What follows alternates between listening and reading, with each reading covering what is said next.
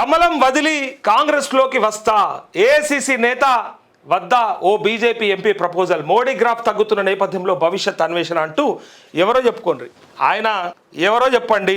ఒక బీజేపీ ఒక brother message కూడా పెట్టండి ఇప్పుడే, సేమ్ దానికి సంబంధించి కమలం వదిలి కాంగ్రెస్లోకి వస్తా అన్నటువంటి నాయకుని గురించి చెప్తా. ఆయన ఎవరో నేను చెప్తా.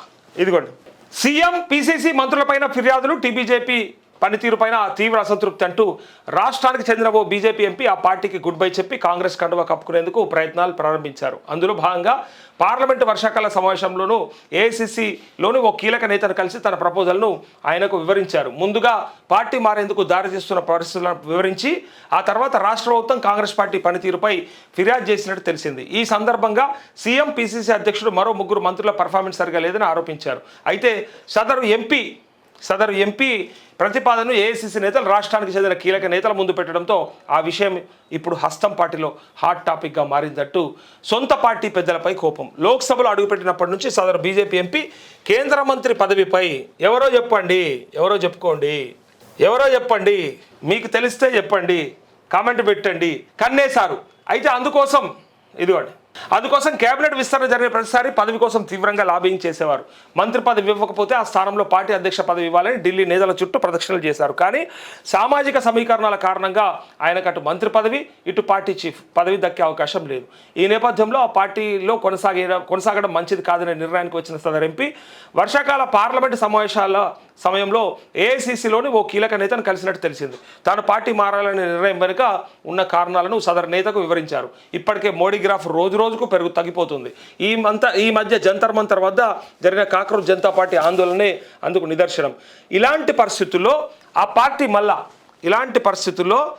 పార్టీ మళ్ళీ అధికారంలోకి రాలేదు. అందుకని ఆ పార్టీలో నేను ఉండలేను, పైగా రాష్ట్రంలో బీజేపీ పర్ఫార్మెన్స్ సైతం సరిగా లేదు అని సదరు నేతకు వివరించి తనను కాంగ్రెస్లో చేర్చుకోవాలని మనసులోని మాటను ఆయనకు వివరించినట్టు తెలిసిందంటూ ఇదిగోండి, ఆయన ఎవరో మనకిప్పుడే ఒక్క నిమిషంలో తెలిసిపోతుంది. చెప్తానండి మీకు. బండి భగీరథ్ ఎపిసోడ్లో కాంగ్రెస్ ఫెయిల్, రాష్ట్ర ప్రభుత్వ పనితీరు సరిగా లేదని ఏఐసిసి నేతకు ఆ ఎంపీ ఫిర్యాదు చేసినట్టు తెలిసింది. ప్రధానంగా సీఎం రేవంత్ రెడ్డి, పీసీసీ అధ్యక్షుడు మహేష్ కుమార్ గౌడ్ వ్యవహార శైలి సరిగా లేదని ఈ సందర్భంగా విమర్శించినట్టు తెలిసింది. బండి భగీరథ్పై నమోదైన కేసు విషయంలో కాంగ్రెస్ పార్టీ రాజకీయంగా సరిగా ఉపయోగించుకోలేకపోయిందని ఆరోపించినట్టు సమాచారం.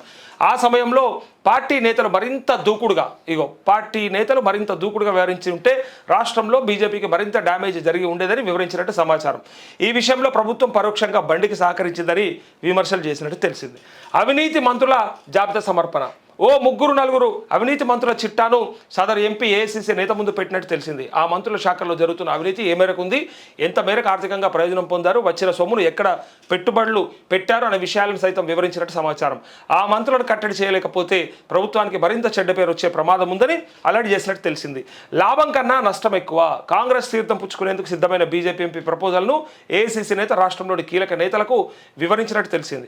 ఆయన పార్టీలో చేరితే వచ్చే లాభ నష్టాలను ఆరా తీసినట్టు సమాచారం. అయితే ఇదే విషయాన్ని రాష్ట్రానికి చెందిన కీలక నేతలు, ఇతర నేతల వద్ద ప్రస్తావించక మెజారిటీ మంది సదరు బీజేపీ ఎంపీ జాయినింగ్ పై అభ్యంతరాలు వ్యక్తం చేస్తున్నారు. ఆయన వల్ల పార్టీకి లాభం కంటే నష్టం ఎక్కువ, ఆ టిపికల్ లీడర్ వల్ల ఆ జిల్లాలో కాంగ్రెస్ లీడర్లు ఇబ్బందులు పడతారు, ఇన్నాళ్ళు పార్టీని ఇబ్బంది పెట్టిన వ్యక్తిని చేర్చుకోవద్దంటూ తమ అభిప్రాయాలను వివరించినట్టు సమాచారం. అంటూ ఎవరై ఉంటారు చెప్పండి, ఆ ఎంపీ ఎవరు? ఈ టిపికల్ అనే పదం నుంచి మొదలు పెడితే పార్టీ అధ్యక్ష పదవి దాకా ఎవరు కోరుకున్నారు అండ్ ఎవరికి మంత్రి పదవి వస్తుందని అనుకున్నారు అని చెప్పి అడిగితే ఇక మీరు ఏం కామెంట్ చేస్తారో చూద్దాం, ఎవరి పేరు పెడతారో చూస్తా. మీరు పెట్టిన తర్వాత నేను చెప్తా. మీకు ఒకవేళ అది అరే వా తెలిసిపోయాయిగో కమతం పాల్చందర్ అన్న చెప్పేసి, నరేష్ అన్న గుడ్ మార్నింగ్ అన్న, నేను పంపించిన చదవలేదు అన్న నువ్వంటూ గౌడ్ ఎస్ మురళి. ఏం పంపించినావు బ్రదర్, నేను మర్చిపోయినా కొంచెం, అది ఏం పంపించినా నాకు గుర్తి. మొన్న స్కిల్ యూనివర్సిటీ విద్యార్థులకు చాలామందికి మంచి ప్యాకేజీలో జాబ్స్ వచ్చాయి, మీరు చూడలేదా అంటూ. ఓకే, పేరు ఈటల రాజేందర్. సుశీరా, నేను చెప్పవసరం లేదు, జనంకు తెలుసు, పబ్లిక్ అన్నీ గమనిస్తూ ఉంటారు. ఇగో మీ కామెంట్స్లోనే వచ్చింది, ఎవ్వరు అనాల్సిన అవసరం లేదు. ఈటల రాజేందర్ అట, ఆయన చక్కగా కాంగ్రెస్లోకి వస్తా అని బతిమలాడుకుంటున్నట. పోయి ప్రపోజల్ పెట్టి నన్ను తీసుకొని జరా, నేను వస్తా, పార్టీ కనుక కరెక్ట్గా స్టాండ్ తీసుకొని ఉంటే, కరెక్ట్గా గట్టిగా మాట్లాడి ఉంటే బీజేపీ మరింత ఇరుకున పడే అవకాశం ఉంటుండే, కానీ మీ వాళ్ళకి అంత సీన్ లేదు అని చెప్పి వాళ్ళ మీద కంప్లైంట్లు ఇచ్చి వాళ్ళు సరిగ్గా చేస్తలేరు కాబట్టి నేను వస్తా అని చెప్పి అడిగిండట.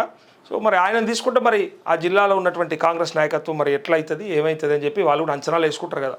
కానీ ఈటల రాజేందర్ వల్ల నష్టమే ఎక్కువ, లాభం కంటే ఎక్కువ. ఎందుకంటా ఉన్నా అంటే ఆయన పార్టీ మారడమే కాదు, ఉన్న దగ్గర నల్లికుట్లు వేషాలు వేస్తాడని ఓపెన్గా వాళ్ళ కార్యకర్తలే మాట్లాడతారు. ఇంకా అది నాకు సంబంధమే లేదు, అది నాకు తెలియని కూడా తెలియదు. ఏదో ఒక 2 సార్లు ఇంటర్వ్యూ చేసినట్టున్నా, ఒకసారి సుమన్ టీవీలో, ఇంకొకసారి బయట ఇంతకుముందు పనిచేసిన ఛానల్లో చేసినట్టున్నా. ఆయన అన్నీ కూడా ఎట్లుంటాయంటే మన డిఫరెంట్ క్యారెక్టరు, డిఫరెంట్ క్యాండిడేట్. ఆయన ఏదంటారు కదా దురవేషాలు వేస్తాడు. సరే అన్నిసార్లు గెలిచిండు, అంత పతారం ఉంది కాబట్టి ఆ మాత్రం ఉంటుంది అంటే అది కాదు ప్రజలు కోరుకునేది. నా అంత మేధావి లేడన్నట్టు చూస్తుంటాడు. ఇక అందుకే చాలా మందికి నచ్చడు. పార్టీలో కూడా నేను మొదటి రోజే చెప్పిన, ఈయన జాయిన్ అయ్యేటప్పుడే తీసుకుంటప్పుడే ఉంటుంది బీజేపీ ఎప్పుడైనా కూడా. తర్వాత కుర్చీ కొనకే, ఫస్ట్ జాయిన్ అయ్యేటప్పుడు పక్కకు పెట్టుకుంటారు, తర్వాత తీసుకుపోయి కుర్చీ కొనకేస్తారు. ఆడ గతంలో బీఆర్ఎస్లో కేసీఆర్ పక్కకు కూర్చున్న అలవాటుకి ఈడ తీసుకుపోయి కొనకేస్తే బతుకుతాడా అని చెప్పి ఆ రోజే అడిగింది నేను. ఉండగలుగుతాడా అసలు, మనగలుగుతాడా అసలు, ఈయనతో అవుతుందా అని ఆ రోజే అన్నాం. అదే ఇలా క్లియర్గా కనిపిస్తూ ఉంది. ఇలా ఆయన అతి త్వరలో కాంగ్రెస్ పార్టీలో చేరుతా అని ఆయన్నే ప్రపోజల్ పెట్టినట్టుగా ఇక్కడ వార్త.